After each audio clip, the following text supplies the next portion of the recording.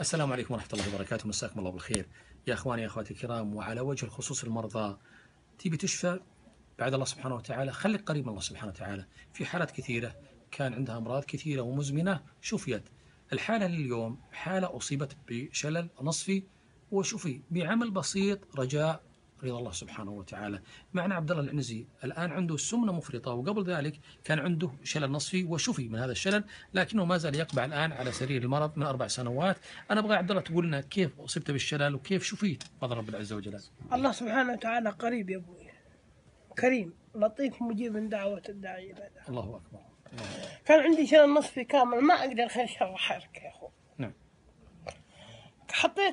كان وقت عندنا حرب باليوم في الشمال، عندنا مستشفى سديلي في اليوم. نعم. قعدت مدة قريبة، عندي شباك بجنبي. نعم. كنت أحرك يدي هذا، عندي زي ثلج كذا. نعم. نعم. أحط الثلج هنا. كان وقت حر، كان الساعة 1:25 دقيقة. نعم. الظهر. نعم. الله الله الله. حطيت قطن أبيض، حطيت موية باردة زي الثلج. نعم. حطيت بذور وأكل، أنواع الأكل خليت، ما خليت أكل إلا حطيت في المكان. نعم.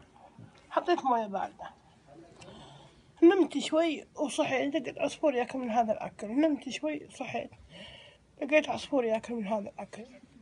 والله قلت اللهم أنت ربي لا إله إلا أنت، خلقتني على عهدك ووعدك ما استطعت. اللهم إني أبوء بذنبي فاغفر لي ما يغفر الذنوب إلا أنت. يا ربي أعطيني مثل ما أعطيت هذا الطير، ما لي أحد إلا أنت يا الله. يا الله يا الله.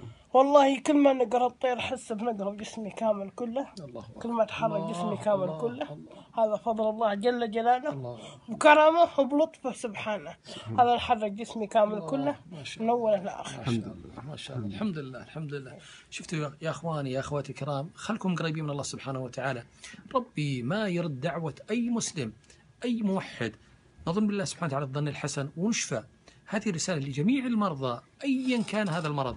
اقرب من الله سبحانه وتعالى، اعمل الاعمال الصالحة، فمن يعمل مثقال ذرة خيرا يره ومن يعمل مثقال ذرة شرا يره.